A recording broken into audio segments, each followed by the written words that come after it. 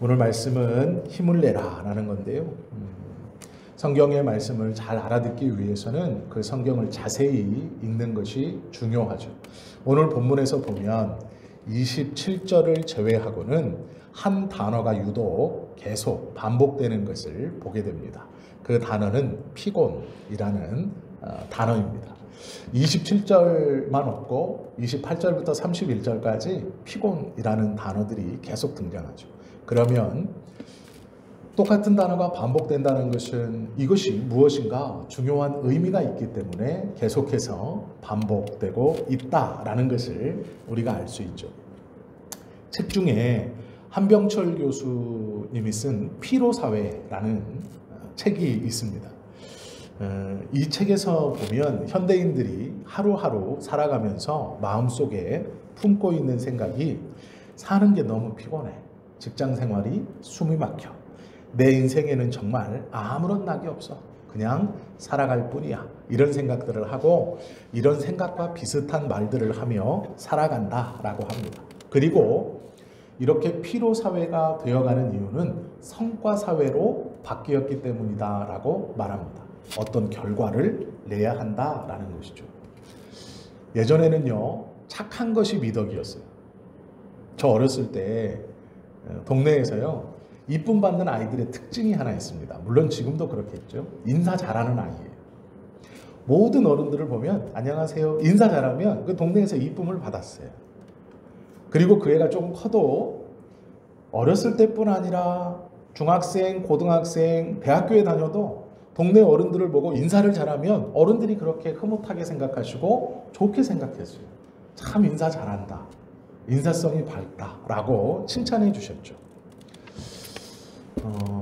정확한 것은 아니지만 제가 그 시대 때 딸을 시집 보낸 적이 없어서 정확한 것은 아니지만 예전 영화나 드라마를 보면 이런 말을 하죠. 자기 딸이 신랑감을 데리고 왔습니다. 그러면 뭘 물어보나요? 아버님 뭐 하시나? 어머님 뭐 하시나? 이렇게 물어보고 그 다음에 옆에 사람한테 물어봅니다. 어때? 보기 어떻냐라는 것이죠. 네 생각은 어때? 그러면 그 옆에 있는 분이 이렇게 대답해요. 착해 보이던데, 건실해 보이던데 이렇게 말해요. 그럼 합격이에요. 자기 딸이 신랑감을 데리고 왔을 때 사람이 착한지, 즉 진국이다, 사람이 건실해 보이는지 그게 중요했어요. 그런데 지금은요, 묻는 건 똑같아요. 아버님 뭐 하시나? 어머님 뭐 하시나? 그런데 그 뒤에 말이 또 다른 말이 붙죠. 대학은 어디 나왔나? 직장은 어디 다니나? 연봉은 얼마인가? 예전에는 선한 것이 미덕이었습니다. 정직하고 착한 것이 미덕이었고 그 사람을 인정하고 무엇인가 맡길 때 굉장히 중요한 조건 중 하나였어요. 그런데 지금은 다 필요 없습니다. 능력이에요. 얼마를 버냐? 무슨 일을 하느냐? 즉 이 말이 너의 능력이 어떠하냐라는 것이죠. 이 한병철 교수가 쓴 피로사회라는 책에서 이 말을 하고 있어요. 성과주의 사회, 능력주의 사회로 바뀌면서 사람들은 피곤을 느낀다. 뭐든지 다 결과로 평가받아야 하고 쉴 데가 없고 쉬는 것조차도 잘 쉬었네, 못 쉬었네 라고 평가한다라는 것이죠.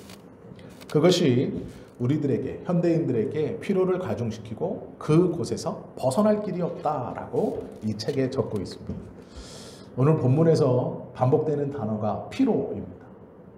왜 그런가 연관해서 한번 좀 오늘 말씀을 좀 보려고 합니다. 사람은요, 달리고 오래 걸으면 당연히 피곤한 겁니다. 그건 당연한 것이죠. 다른 박자를 계속하면 피곤하죠. 아무리 체력이 좋아도 키로수의 차이는 있지만 계속 달리고 걸어가면 당연히 피곤하죠. 성경은 그 이야기를 하는 게 아닙니다. 당연한 피로에 대해서 말하지 않고요. 피로의 원인이 좀 다른 곳에 있다라고 성경은 말하죠. 우리는 힘들다라고 할 때 어떤 느낌을 갖고 있냐면 좀 쉬었으면, 그 쉼이 뭡니까? 일을 하지 않고 가만히 좀 푹 쉬었으면 좋겠다라고 생각해요. 그러면 피로도 풀리고 삶의 질도 올라가고 내가 좀 뭔가 더 열심히 할 수 있을 것처럼 생각합니다. 물론 효과는 있습니다. 5일을 열심히 일하고 이틀을 이 똑같은 일을 하지 않고 다른 일을 하면서 시간을 보내고 다시 5일을 일할 때 효율이 올라가죠. 그건 당연한 겁니다. 그러나 피로의 근본은 그것이 아닙니다. 성경은 그 근본이 무엇인가에 대해서 말씀하고 있죠. 27절에 보면 왜 피로한가? 왜 지치는가? 왜 삶이 어려운가? 그 이유에 대해서 이렇게 말합니다. 야곱아 어찌하여. 여기서 말하는 야곱은 많은 사람들을 뜻합니다. 모든 백성들아 어찌하여. 내가 말하여 이스라엘아 내가 이르기를 내 길은 여호와께 숨겨졌으며 내 송사는 내 하나님에게서 벗어난다 하는다. 무슨 말이냐면요. 왜 하나님이 나에게 얼굴을 감추시고 내 기도를 들어주시지 않을까? 내 바램과 소원을 이루어 주시지 않을까라는 것이죠. 성경은 피로에 대해서 뭐라고 말하냐면 하나님과의 영적 단절이 원인이다 이렇게 말해요. 삶이 뭐가 있어? 삶에 소망이 없어? 기쁨이 없어? 이 일이 힘들어? 내 하루하루가 정말로 고달파? 좀 쉬고 싶어? 다 놓고 싶어? 라고 하는 이유는 정말로 그 일이 힘들거나 정말로 그 일이 큰 어려움이거나 아픔이 아니고요. 하나님과의 단절. 하나님이 내 기도를 들어주지 않고 하나님이 나를 도와주시지 않는다. 하나님과의 단절에서 오는 그 답답함이 피로함으로 온다라고 성경은 말씀하고 있는 거예요. 27절은 그 말씀입니다. 진짜 피로, 진짜 피곤의 원인은 하나님과의 단절이다. 우리가 가만히 생각해 보십시오. 왜 피곤할까? 왜 힘들다고 말할까? 그 근원적 원인은요. 육신의 어떠함이 아니에요. 이게 전부가 아닙니다. 이유는 있겠죠. 어느 정도 타당한 말이긴 하지만 성경은 원인은 그것이 아니다라고 얘기해요.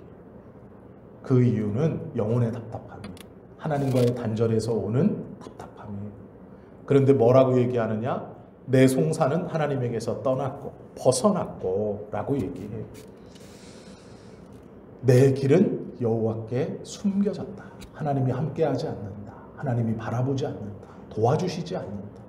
하나님과의 단절이 우리의 피로 그것의 원인이다. 우리의 의욕 없음, 삶에 대한 아무런 어떤 열심이 없음의 원인이다. 그렇게 성경은 말씀하고 있죠.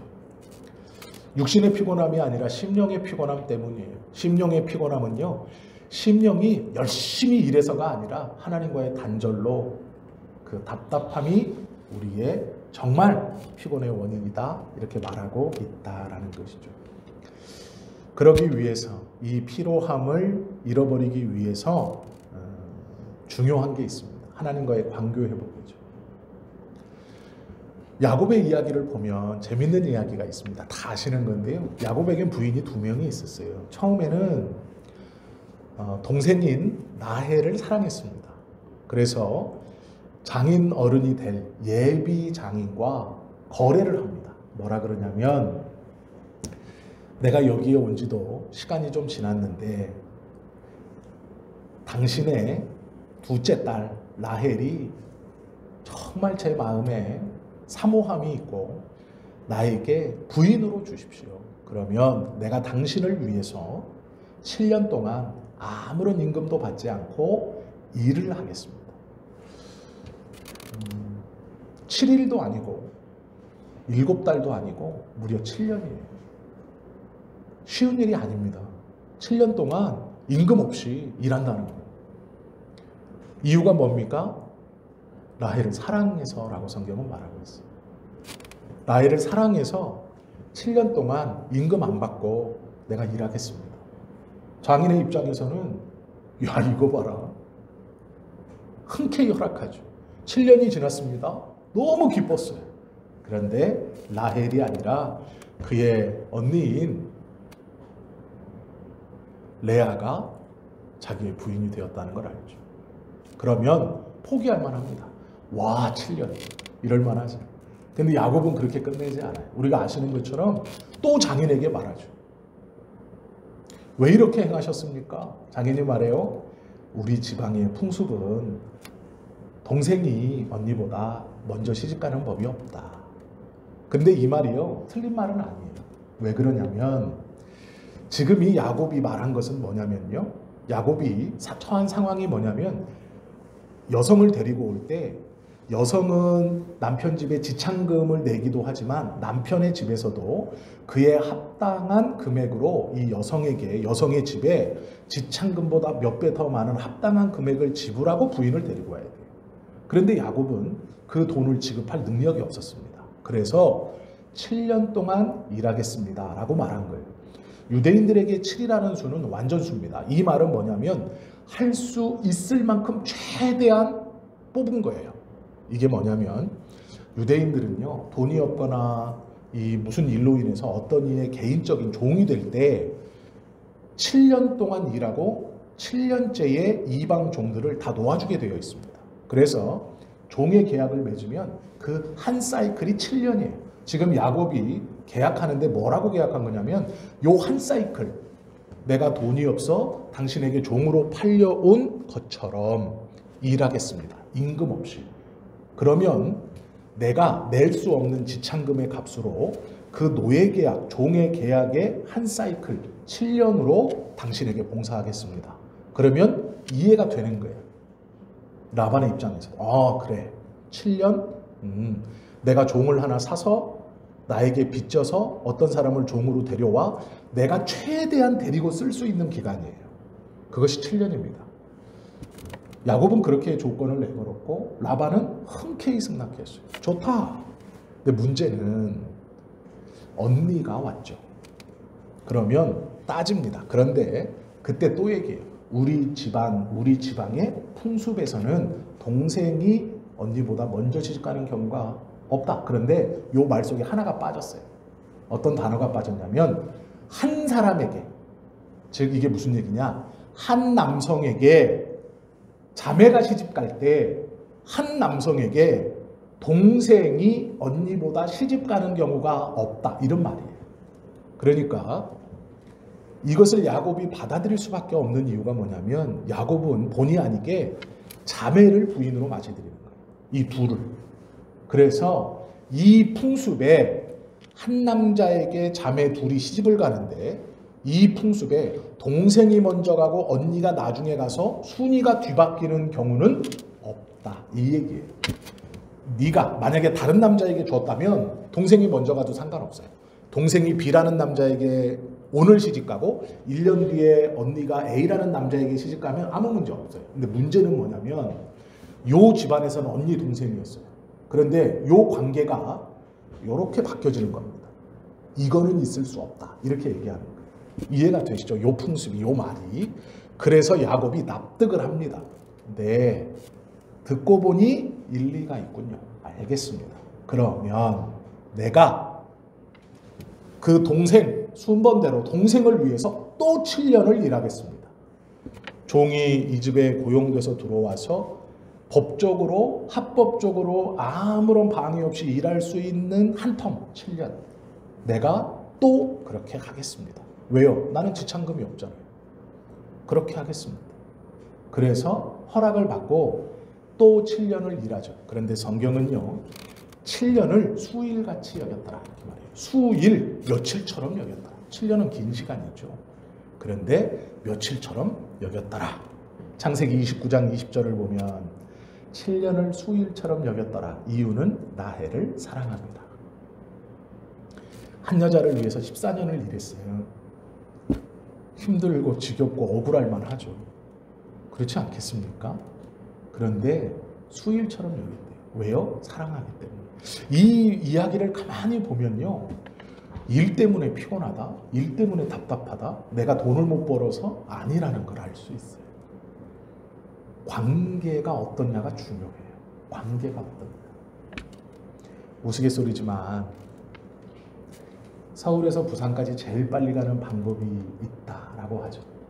KTX 타는 거, 비행기 타는 거 아니고요. 사랑하는 사람하고 같이 가는 거예요.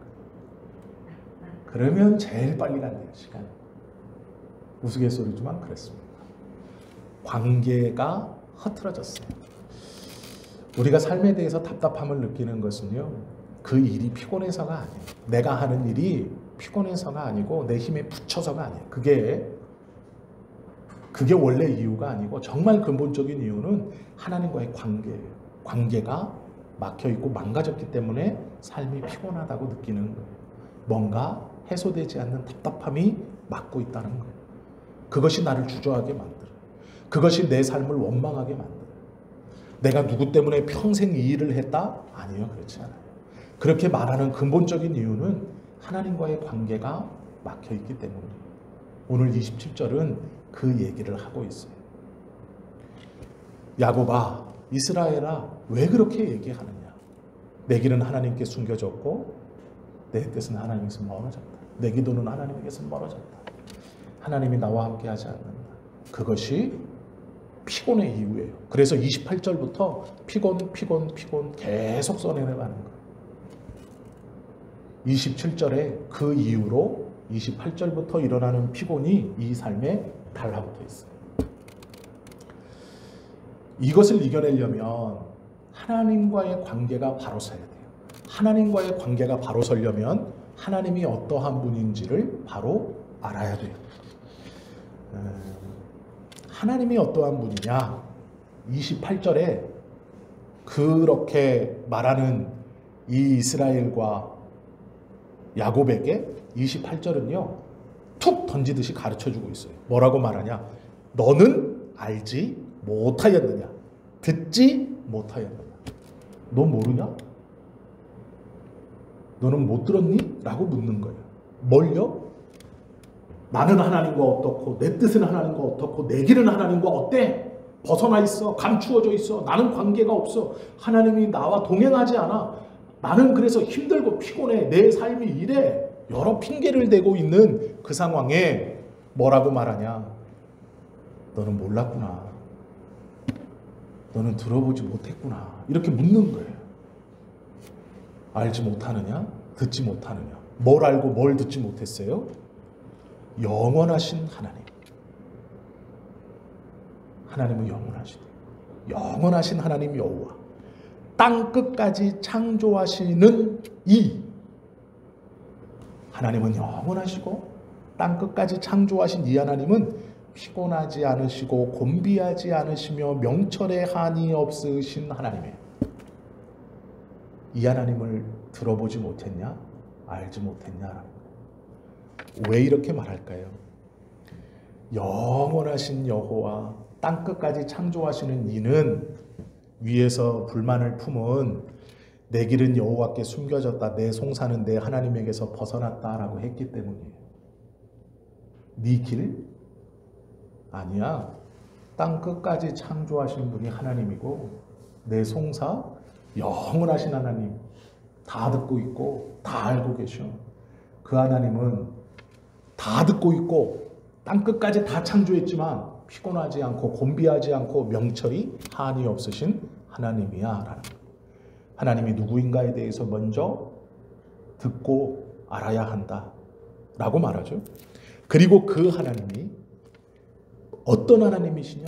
피곤한 자에게는 능력을 주시며 무능한 자에게는 힘을 더하시는 하나님이다 라고 알려주고 있어요.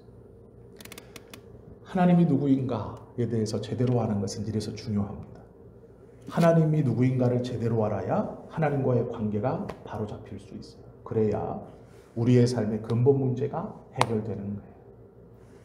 내 환경과 여건이 나를 누르는 것이 우리의 근본 문제가 아니에요. 내가 하는 일이 힘에 겹고 내 삶이 부대끼는 것이 힘에 겨워? 아니에요. 성경은 그렇게 말하지 않아요. 하나님이 내 기도를 들어주지 않는다. 내 송사 이거 급한데 응답해 주지 않는다.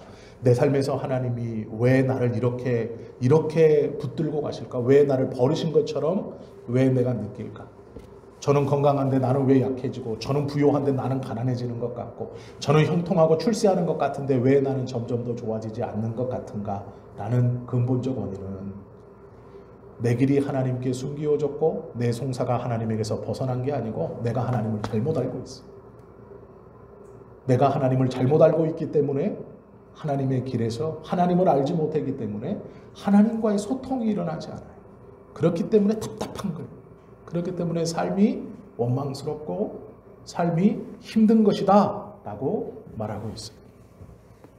소설가 중에요, 박완서라는 소설가가 있습니다. 이분이 26살짜리 아들이 교통사고로 죽었습니다. 어느 날 죽었어요. 그래서 이제 하나님을 원망하기 시작합니다. 큰 교회를 다녔고 잘 신앙생활을 했어요. 그런데 아들이 갑자기 죽는 경험을 통해 삶이 무너져요. 술만 마시면서 하루하루를 눈물, 수면제 이것으로 버텨갑니다. 그러면서 계속 원망해요. 나로 이런 고통을 왜 허락하십니까? 왜 내 아들을 데려가셨습니까?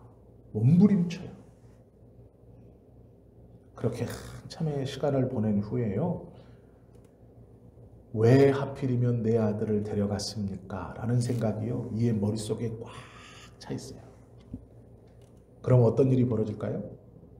처음에는 원망, 분노, 그 다음에는 내 죄를 찾아요. 내가 무슨 잘못을 저질렀지? 내가 이런 잘못을 저질렀나? 그리고 아들의 잘못을 찾아요. 내 아들이 이런가? 내 아들이 이랬나? 내 아들이 이것도 잘못했고 저것도 잘못했나 혹시? 막 혼자서 별 생각을 다 하는 거예요.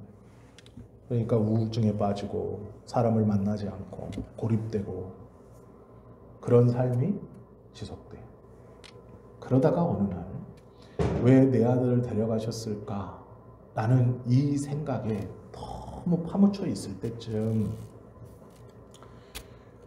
어느 생각이 갑자기 딱 드냐면, 내 아들만을 데려갈라지 말란 법이 있나? 라는 생각이 딱 들었대요, 마음속에. 어느 날 내 아들만을 데려가지 말라는 법이 있나? 라는 생각이, 그 생각이 마음에 들었대요. 그리고 보니까 내 아들보다 더 어린 시절, 더 애끓는 사연 속에 하나님이 데려가시는 아이들이 보이기 시작했고, 그 아픔 속에서, 슬픔 속에서 절망하는 부모들이 보이더래요. 자기보다 더 말할 수 없는 슬픔과 기가 막힌 사연 속에서 슬픔을 당하고 있는 사람들이 눈에 들어오더래요. 왜 내 아들을 데려가셨을까 해서 내 아들을 데려가지 말란 법이 있나? 라는 생각으로 어느 순간 바뀌더라고요. 이해하거나 납득한 것은 아니지만 그 생각이 딱 들어오자마자 자기가 알았대요. 아, 그럴 수도 있구나. 하나님은 내 아들을 지키실 수도 있지만 데려가실 수도 있구나. 하나님은 그러실 수 있구나. 이 생각이 들었다라는 거예요. 이해할 수는 없지만 하나님은 우리에게 그런 고통도 허락하실 수 있는 분입니다. 납득하지는 안 되지만 하나님은 그러실 수 있는 분이에요. 그러기에 하나님이 세상 끝을 창조하신 명철이 한이 없으신 영원하신 하나님, 그 하나님은 그러실 수 있어요. 우리가 지금은 다 몰라요. 다 모르고 이해할 수 없고 납득할 수 없기 때문에 슬퍼하고 아파할 수 있어요. 때로는 원망할 수 있어요. 하나님 어떻게 이럴 수 있습니까? 하실 수 있어요. 그런데요, 끝까지 포기하지 않아야 되는 한 가지가 뭐냐면, 그럼에도 하나님이시기 때문이에요. 그럼에도 하나님이시기 때문에, 그럼에도 하나님이시기 때문에를 벗어나지 않는 거예요. 이것이 중요한 겁니다. 다 모르고 이해할 수 없지만 왜 그런지 몰라요. 그러나 그럼에도 하나님이시기, 나에게도 그러실 수 있지, 저에게도 그러실 수 있고 나에게도 충분히 그러실 수 있지 라는 거죠. 이것이 하나님이에요. 우리가 이 하나님을 알 때 예배할 수 있는 사람이 돼요. 이 하나님을 알지 못하면요, 내가 기분 나쁘고 내가 서운하고 내가 피곤하고 내가 답답하면 예배 안 와요. 내 기분 맞춰서 하나님 찬양하고 경배하고 내 기분 맞춰서 이것도 하고 저것도 해야 되는 거예요. 그러나 이 하나님을 알게 되면 어떤 상황이든 어떤 순간이든 찬송할 수 있고 예배할 수 있어. 어떤 상황이든 어떤 순간이든 기도할 수 있어. 어떤 상황이든 어떤 순간이든 주님의 말씀을 읽을 수 있어. 그럼에도 하나님이시기 때문에 라는 것이 우리 마음에 있어야 한다라는 것이죠. 그 이유가 우리의 잘못 때문만은 아닙니다. 무엇인지 몰라요. 우리의 죄도 아니에요. 우리의 허물도 아닙니다. 무엇인지 몰라요. 그런데 하나님은 그러실 수 있는 분이에요. 하나님은 절대로 우리에게 미치는 장사를 하시는 분이 아닙니다. 그렇게 하라고 아들을 보내시지 않았어요. 구원받은 우리를 통해 남는 장사를 하시는 분이에요. 아니, 우리에게 가장 좋은 것으로 남기시기를 원하시는 분이에요. 언젠가 분명히 말할 거예요. 부끄러움을 당할 거예요. 무슨 부끄러움? 아, 하나님의 뜻이 그건지 몰랐습니다 라는 고백. 하나님이 그렇게 원망스럽고 그렇게 싫던데 몰랐습니다. 진작 말씀해 주시죠 라는 날이 우리에게 올 거예요. 우리 주님 오시는 그날 어쩌면 우리가 그 고백을 드릴지도 몰라요. 제가 몰랐는데 진작 말씀해 주시죠. 제가 참 억울했는데, 제가 참 분했는데 진작 말씀해 주시죠. 그때가 올 겁니다. 아직은 모르지만 분명히 그때가 올 거예요. 여행하는 사람은요, 불평하지 않아요. 제가 울릉도에 갔는데 방이 진짜 저 등치 이만하죠. 양 목사님 저보다 더 크잖아요. 양지영 목사님. 둘이 한 조예요. 방에 들어갔는데 와, 한 명이 누우니까 한 명은 누울 자리가 없어요. 방이 이만해. 딱 들어갔는데 숨이 탁 막혀요. 와, 아니 파트너를 바꿔주든지. 나보다 좀 마른 사람, 양 목사님 이만한데 막. 양 목사님 딱 누우니까 와. 2박 3일이거든요. 울릉도에 가니까. 첫날 딱 지냈는데요. 와. 근데 둘째 날 딱 지냈는데 그런데요. 견딜만 해요. 잘만 해요. 참을만 해요. 왜요? 내 집 아니거든요. 그거 그냥 이틀 있다 가는 거예요. 거기서 불평하면 뭐예요? 거기서 원망하면 뭐예요? 방이 조그맣네. 양 목사님 왜 이렇게 뚱뚱해? 나 뚱뚱한 거 생각도 안 하고. 해필이면 짝이 양 목사님이네. 뭐 그거 말하면 뭐예요? 이틀 있다 갈 건데. 이틀이면 저 혼자 있는 넓은 집에 다시 들어와서 뭐 여기 뒹굴어도 뭐 축구공 차도 되는 이 교회가 내 집인데 여기 와서 나 혼자 막 뭐 아무 데서나 엎어져 자도 되고. 이틀 있으면 올 거예요. 불평할 필요가 없죠. 그 이틀이에요. 그냥 이틀. 성경은 우리에게 그래요. 이 세상 잠깐입니다. 하나님의 나라는 영원입니다. 불편할 필요 없어요. 조금 불편하죠. 그러나 불평할 필요 없어요. 조금 답답하죠.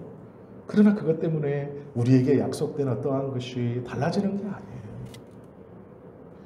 너무 큰 원망하지 마세요. 안 하셔도 돼요. 잠시 왔다 잠시 가는 거예요. 이 자리가 뭐 10평짜리면 어떻고 2평짜리면 어떻고 내 파트너가 뚱뚱하면 어떻고 마르면 어떻고 어떻습니까? 잠시 소풍 왔다가 내 집으로 가는 거예요. 중요한 건 하나님을 알고 하나님과의 관계가 회복되는 거예요. 그 이틀의 경험이요. 제 삶에서 그게 크게 뭐 요동치는 게 아니에요. 그게 막 분해서 계속 갖고 있지 않아요.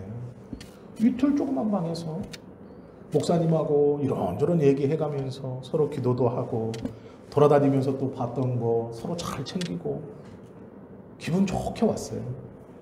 잠자리 불편한 거 아무것도 아니더라고요. 그것에 너무 매몰되지 마세요. 하나님께서 우리의 삶을 이끌고 가신다는 것은 얼마나 놀라운 기적인지 몰라요. 세상 사람들은 땅만 보며 살지만 우리는 하늘을 보며 살 수 있어요. 하나님이 누구신지를 알고 그 관계가 회복되면 청년이라도 곤비하고 자빠지고 넘어지는 삶 속에서 독수리 날개쳐 올라감 같이 올라가고 지치지 않는 하나님, 그 하나님이 우리와 함께 있다고 말씀해 주세요. 그것이 중요한 겁니다. 성경은요 그렇게 말하고 있어요. 우리는 죄를 사랑하는 사람들입니다. 우리는 죄인이면서 죄를 사랑하는 사람들이 하나님이 우리를 공평하게 대하지 않는 것에 감사해야 돼요. 우리가 생각할 때 하나님은 누군가는 편애하시고 누군가를 더 이뻐하시는 것 같죠? 천만의 말씀이에요. 하나님이 편애하시기 때문에 우리가 구원받았어요. 하나님이 편애하셔서 내가 구원받았어요. 하나님이 공평하셨다면 우리 다 지옥 가야 돼요. 내세울 것도 없고 잘난 것도 없죠. 하나님이 불공평하세요. 그 불공평하신 하나님이기 때문에 우리가 구원받았어요. 그리고 하나님은 불공평하세요.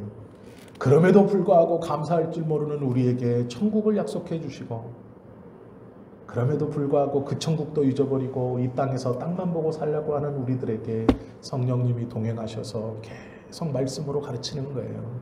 아니다, 하늘을 봐라, 하나님이 이러고 있다, 하나님이 어떠한 분인 줄 아느냐, 계속해서 기억나게 하세요. 불공평하신 하나님이 우리에게는 얼마나 큰 은혜인지 몰라요. 그 불공평하심으로 우리를 구원하셨죠. 예수님을 이 땅에 보내신 것은 불공평함이에요. 그 불공평함이 우리를 구원받게 하셨다라는 것이죠. 29절에 보면 피곤치 아니하시는 하나님이 등장하죠. 그리고 피곤한 자에게 능력을, 무능한 자에게 힘을 더하시는 하나님이 등장하죠. 그 하나님이 우리의 하나님이시죠. 하나님은요, 주기도문에서 보시면 하늘에 계신 우리 아버지라고 고백해요. 하늘에 계신 높으신 분이라는 뜻이에요. 그 높으신 하나님이 우리를 알고 계시고 보고 계시고 우리와 함께 하시고 새 힘을 주신다라고 성경은 말씀하고 있다라는 거예요. 땅만 보지 마시고요, 하늘을 좀 보세요. 이 말은 세상에서 내가 느낌으로 내가 지금 겪고 있는 이 환경만 보지 마시고 하나님을 좀 보세요. 불공평하신 하나님, 그러나 그 불공평하신 하나님이 우리에게는 참 좋은 하나님이에요. 불공평하신 하나님이기 때문에 내가 너를 힘줄게, 걱정하지 마, 네 삶을 끌고 가고 있어, 네 삶을 내가 붙들고 있어. 아기를 낳아서 등에 업은 아기 엄마가, 성경은요, 등에 업은 그 아이를 아기 엄마가 잊어버려도 나는 너희를 잊지 않는다라고 말해요. 세어보아라, 너희가 너희의 머리털을 셀 수 있느냐? 나는 알고 있다라고 말씀하시는 분이에요. 그분이 하나님이에요. 그분이 우리를 힘있게 하실 것이다 라고 말해요. 진짜 피곤한 것은 육신이 아니죠. 마음이에요. 우리의 심령이에요. 심령이 피곤한 것은 하나님을 모르기 때문이에요. 하나님과의 관계가 단절됐기 때문에 잘 몰라요. 그래서 오늘 말씀은요, 하나님이 누구인가를 알아라 라고 말해요. 땅끝까지 창조하신 영원하신 하나님, 명철이 한이 없으신 하나님, 지치지 아니하시는 하나님, 그 하나님이 너에게 지치지 않게, 골아 떨어지지 않게, 낮아빠지지 않는 힘을 줄 것이다. 그러니 힘을 내라 라고 말씀하시는 거예요. 그것이 이사야 40장 27절부터 31절의 말씀. 하나님과의 관계가 회복된 사람, 독수리의 날개 치며 올라감 같이 올라가도 지치지 않을 것이다. 그 삶을 살아갈 것이다 말씀하십니다. 이러한 삶을 살아가시는 저와 여러분 모두가 되시기를 예수님의 이름으로 축원합니다. 기도드립니다.